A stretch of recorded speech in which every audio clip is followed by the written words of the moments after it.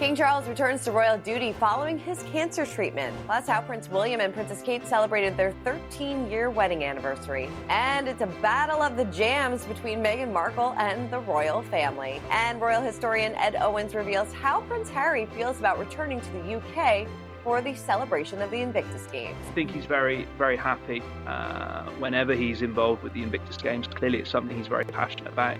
You know, that's his territory. That's something that he really knows inside out. We got that plus so much more in today's Royally Us. Hey everyone, I'm Christina, and that's Christine, and welcome to Royally Us. And we have some really great news to kick off this week with King Charles returning to public-facing royal duty. Yes, I think this is just a great week of royal news in general, mostly because we have such positive stories to dive into. Definitely. So let's get into it. He met with medical specialists and patients during his outing in an effort to raise awareness of the importance of early diagnosis and highlight innovative research supported by cancer research in the UK. As we said, it was the King's first appearance since undergoing cancer treatment alongside his wife, Queen Camilla. In a statement, the palace said His Majesty's medical team are very encouraged by the progress made so far and remain positive about the King's continued recovery. Forthcoming engagements will be adapted where necessary to minimize any risks to His Majesty's continued recovery. Now, the palace also released a new photo of the King and Queen taken the day after their 19th wedding anniversary on April 10th in honor of the upcoming anniversary of his coronation. They said as the first anniversary of the coronation approaches, Their Majesties remain deeply grateful for the many kindnesses and good wishes they have received from around the world throughout the joys and challenges of the past year. It seemed like this was a really great first outing. I know he met with a lot of, like we said, cancer patients. He sat down with them. He held their hands. It was really a touching outing. Yeah, it's been so good. This is just a really positive step forward. It is a sign that the King is feeling much better. It was announced today on this engagement that he is the new patron of Cancer Research UK, which is a leading cancer charity in the UK.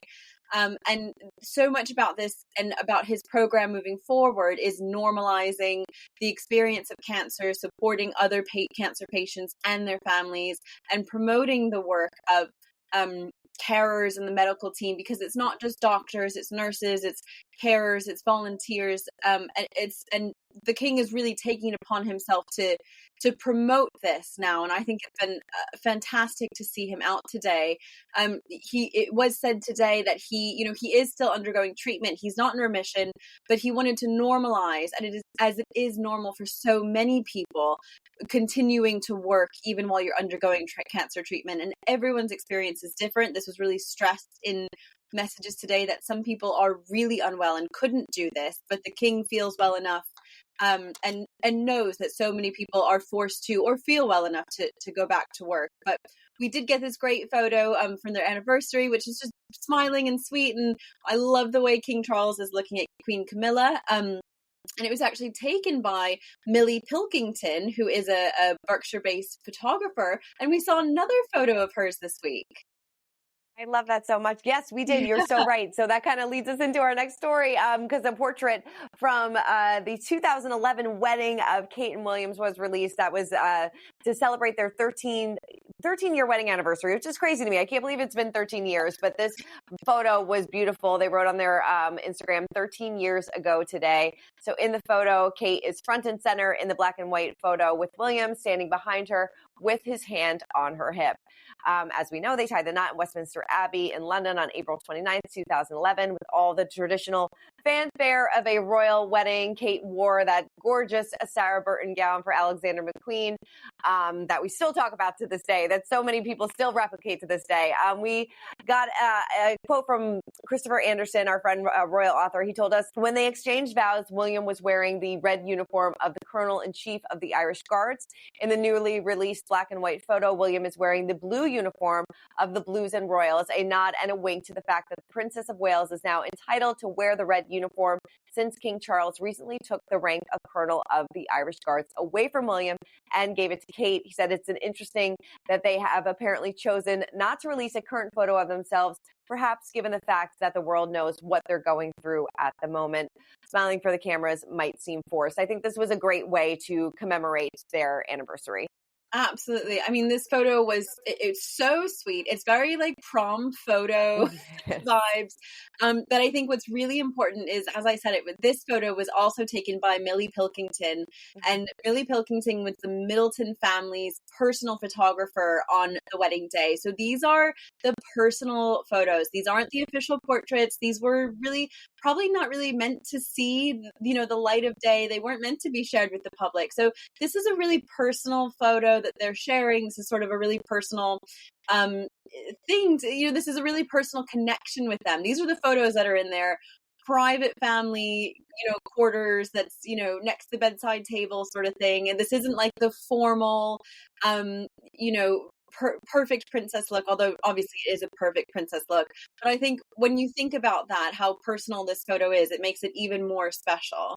It really is. It's such a beautiful photo. And like you said, it's kind of a glimpse at what their real wedding album might look like. Not the ones that we see splashed over like the photo agencies. These are the real photos. So this is beautiful. Yeah. Well, Prince William was thinking about Princess Kate during his latest outing.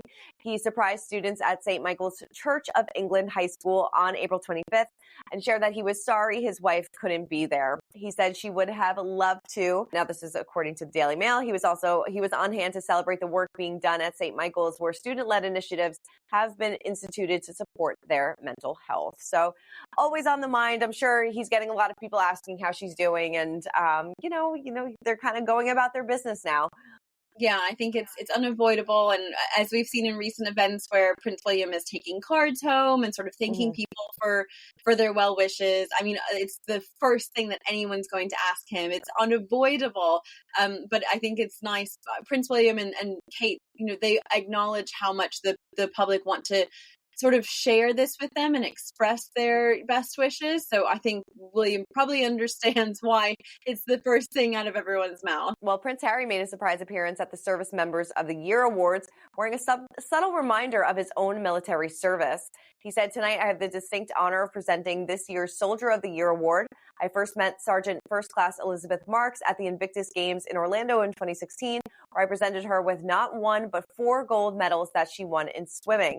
He seemingly filmed his recorded message outside his California home, where he was dressed in a black suit and burgundy tie. He also wore a collection of 4 military pins on his lapel, denoting his decade of service in the British Army.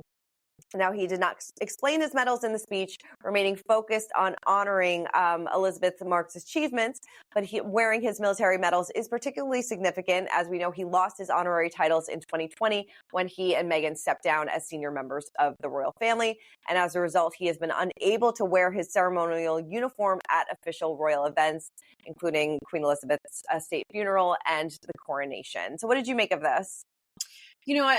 I'm not an expert in military history and military rank, so I'm not going to pretend I know all the ins and outs. But I do know lots of veterans, those medals are so important and they really mean a lot. And my own father kept his for a long, long time. He kept his father's for a long, long time. I'm sure if there was any sort of event, he might have broken them out. And we know that Harry's military work and his military experience was so important to him. He stayed actively in the military longer than most royal men have, throughout history. And so I think this is just a sign. We've talked a lot about how we want Harry and Meghan both, but to knuckle down, get into the work, promote the causes that are important to you. And I think military families, veterans, especially wounded veterans, are so important to Harry, and he's really trying to emphasize that connection with them. Definitely. And as we know, he's made it his lifelong mission to kind of honor these veterans with the Invictus Games and all of his military work. So makes sense. Well, Prince Harry will be busy the next few months. He will be joined by Meghan in Nigeria following his return to the UK in May. The couple accepted an invitation from Nigeria's Chief of Defense Staff. Now, this is according to reports. The visit will highlight the Invictus Games, which previously welcomed hundreds of athletes from 21 countries in Germany last year, including Nigeria. They said that this visit is to consolidate Nigeria's stronghold at the game and the possibility of hosting the event in later years. Interesting that Meghan is traveling to Nigeria and not to London in the upcoming weeks. I know that they say there has been reports, that it's because of these security issues that she doesn't want to go. But I don't know. It's interesting.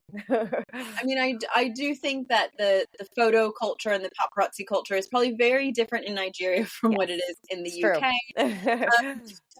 But I think this is, again, Prince Harry's Invictus Games. I mean, that's like his third baby, or like his first baby almost. Right. You know, Yeah. like, they're so important to him. So it doesn't surprise me to see him out there promoting the games, working with countries to make the games more impactful and to give them a bigger platform, and sort of working out which countries can host the games in later years. And, you know, the Duchess of Sussex, Meghan, has been active in the Invictus Games, you know, attending the events, attending the pre-games events. You know, we saw her in Canada earlier this year. So I think it is something she will continue to be a part of. So her presence at these events doesn't surprise me. Her willingness to travel does seem a little bit, you know, inconsistent with her, you know, unwillingness to travel to the UK. A little suspect. All right. Well, we caught up with royal historian Ed Owens, and he helped us break down how Harry feels about returning to the UK because, like we said, this is the first time that he's been there since February. He's traveling for a celebration for the Invictus Games. So he gave us his take. Take a look. This thing, Jess. How do you think Harry feels about going to London in May for the Invictus Games? Do you think that like there's complicated feelings for him every time he kind of comes home? Well, I think the problem with Harry sort of being back in the UK is that there've been these ongoing battles in the courts regarding his security in the United Kingdom, and that's been I think probably a constant source of stress for him, and it's also led to a lot of sort of negative publicity this side of the Atlantic, certainly in the UK. I think he's quite happy being back in the United Kingdom. You know, he's a very British chap. However much time he spent in the United States, in Canada. And you know, I think he rubs along very well with other former soldiers.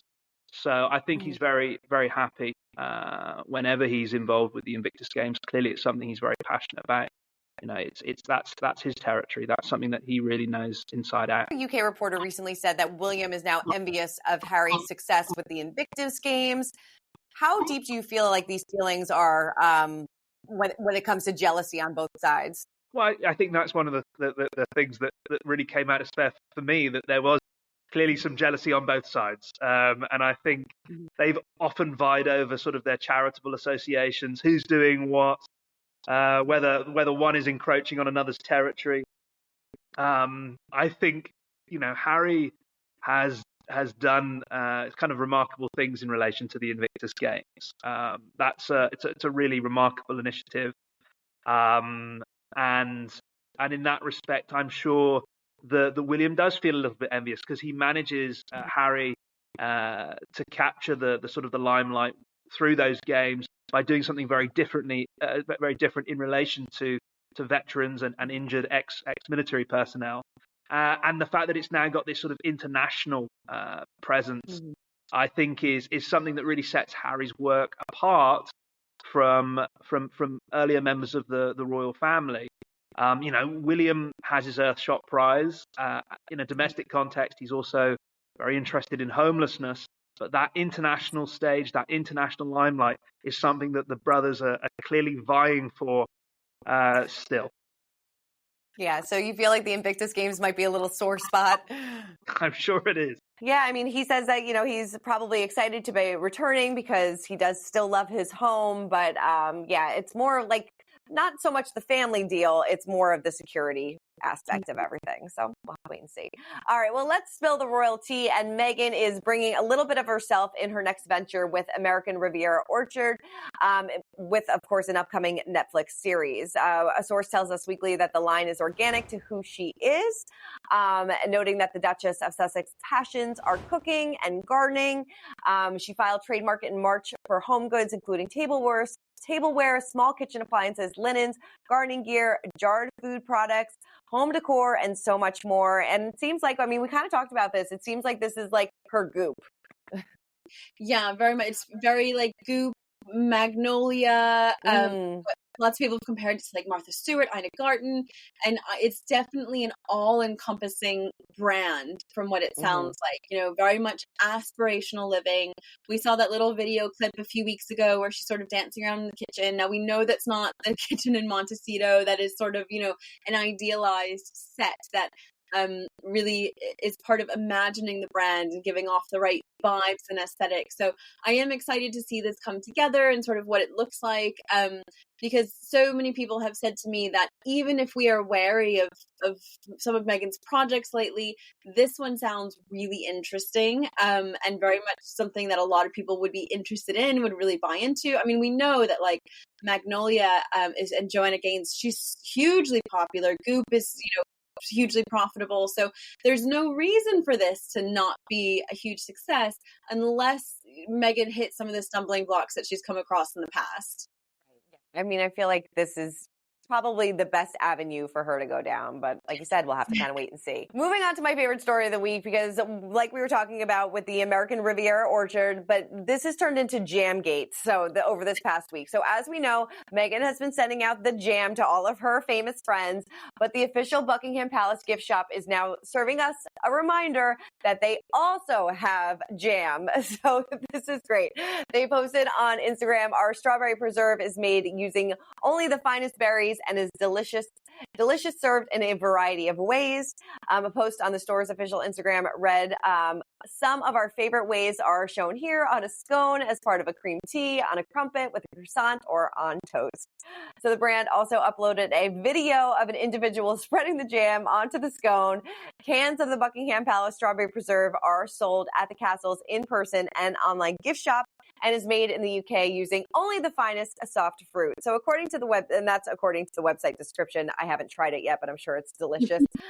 Many social media commenters see the gift shop's upload as a subtle dig at Meghan, because jam has been, as we said, the first product that she released, sending to her friends, including Abigail Spencer, Minnie Kaling, Chrissy Teigen, Kris Jenner, you know, the list goes on and on. But apparently they haven't posted about this jam in a very long time. So I think that's why a lot of people were like, oh, that's a little dig at Meghan. I mean, yeah, I think that the timing is extremely suspect. I certainly expect it's led to a lot of sales. Yes. So, I mean, well done them for a great social media promotion. This is sort of the story that never ends, Jamgate, because there's an entire website tracking who is getting these 50 jars of jam and saying, like, we've only counted 6. Where are the other 44? There's, you know, all these comparisons to King Charles's Highgrove, to the Duchy of Cornwall jams. I mean, we've never spoken about strawberry jam as much as we have in the last few weeks. So I do think that this is sort of a really funny knock-on effect. I just hope all of these small businesses and these farmers growing strawberries are you know, sort of reaping the rewards and raking in loads of cash as all of these royal outlets are sort of promoting their jam. I love it. But eventually, when we get our hands on both, we have to do like a blind taste test and see which one is really the winner. All right. Well, let's wrap this up with our pint-sized palace. And Prince William revealed that he takes good care of the family's guinea pig during a visit to Woodgate Valley Urban Farm. Victoria Ward, who's the deputy royal editor at the Daily Telegraph, took to X to share a clip of a very gleeful-looking William, writing, Prince William said he was so happy stroking Snowflake, the guinea pig, at Woodgate Valley Urban Farm just outside Birmingham, that he didn't want to leave. He revealed that his kids always forget to clean out their own guinea pig, leaving him to do it. He could be seen complimenting the farm's guinea pigs, declaring that they looked very well loved and extremely cozy. He was handed Snowflake to look after and rightly said to the furry creature, "Hello, hi." Seems like this is William's passion is guinea pigs, I guess. It's like, where are the Waleses keeping all these animals? We know they have a dog called Orla. They also reportedly have hamsters. They have chickens, now reportedly guinea pigs. Do these animals travel up and down the UK with them? I mean, where are they putting them? Like, I'm trying to imagine, like, you know, these really palatial homes that just have like sort of that blue plastic guinea pig cage in the corner. I have lots of questions, but good for them. I feel like it's a rite of passage to learn how to take care of animals, probably very badly at first, like, you know, forgetting to clean out the guinea pig cage. but it feels very normal. I mean, how many parents are at home like, yes, I am also the one cleaning out that cage every week. It is so, so true. I'm sure he'll be on guinea pig duty this week because maybe he'll give Princess Charlotte a day off since she will be turning 9 on May 6th, which is unbelievable. But I'm sure hopefully we'll get a new portrait of Princess Charlotte that we can chat about next week as well. Yeah, I hope so. I mean, gosh, these kids are getting so big. It's crazy. It's just time flies. It really does. All right. Well, that is it for this week's episode of Royally Yes. Christine, thank you so much as always. Yeah, this was a fun week. Good news to celebrate. Good news to celebrate. All right. Well, keep commenting, keep subscribing, and we'll see you next week.